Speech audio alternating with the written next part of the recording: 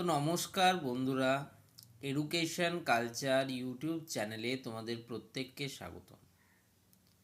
ধারাবাহিকভাবে একটা জিনিস লক্ষ্য করা যাচ্ছে, যারা West Bengal state council of technical and vocational education and skill ডেভেলপমেন্টের আন্ডারে বর্তমানে ডিপ্লোমা ইঞ্জিনিয়ারিংয়ে পড়াশুনো করছো, অনেক স্টুডেন্টরা রয়েছে যারা ফিফথ সেমিস্টার পরীক্ষা দেবে, কিছু স্টুডেন্ট রয়েছে যারা থার্ড সেমিস্টার পরীক্ষা দেবে, কিছু স্টুডেন্ট রয়েছে যারা কিন্তু ফার্স্ট সেমিস্টার অর্থাৎ এক কথায় অড সেমিস্টার এক্সামিনেশন তোমাদের পরীক্ষা কিন্তু রয়েছে।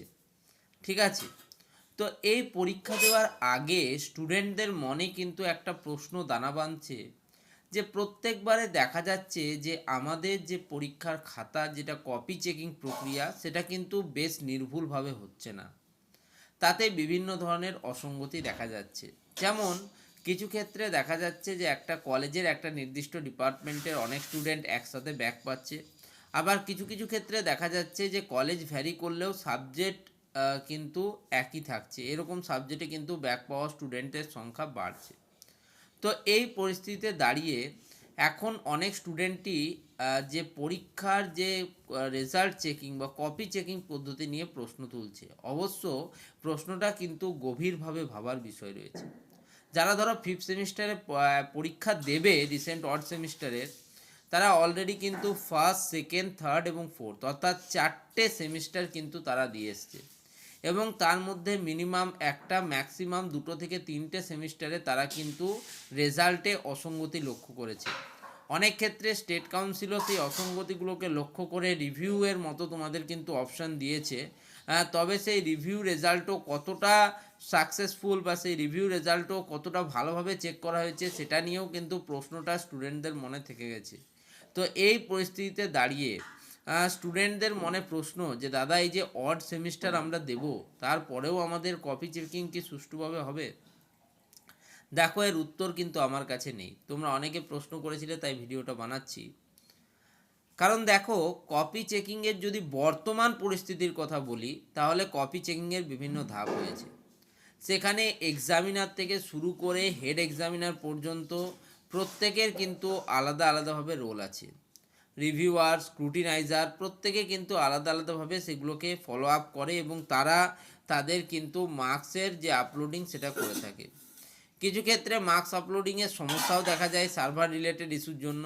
তবে এগুলো খুব মারাত্মক কোনো ব্যাপার নয় যে যার ফলে কিন্তু স্টুডেন্ট ব্যাক বা ফেল করে যাবে একজন পাস করা স্টুডেন্ট। দেখো, আমি তোমাদেরকে বলি, প্রত্যেকটা ভুলে কিন্তু দুজনারই রয়েছে, আমাদেরও রয়েছে, কাউন্সিলেরও রয়েছে, কপি চেকিং করছেন সেই স্যারেদেরও রয়েছে।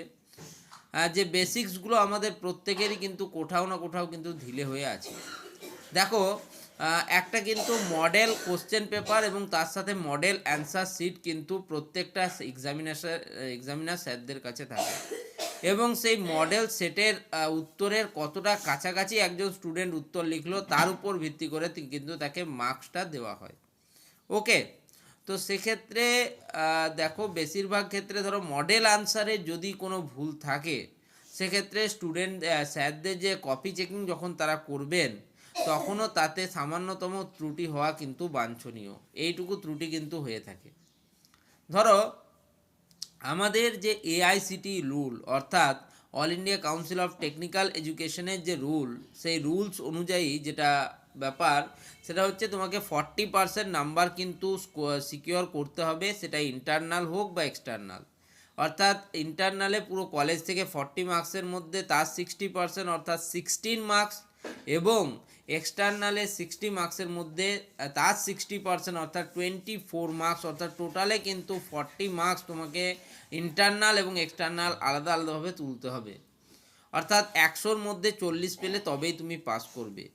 এবং এই যে হিসেব, এই হিসেবগুলো স্টুডেন্টরা বুঝতে পারে না বলেই তাদের কিন্তু ব্যাক পাওয়ার সম্ভাবনা বেশি।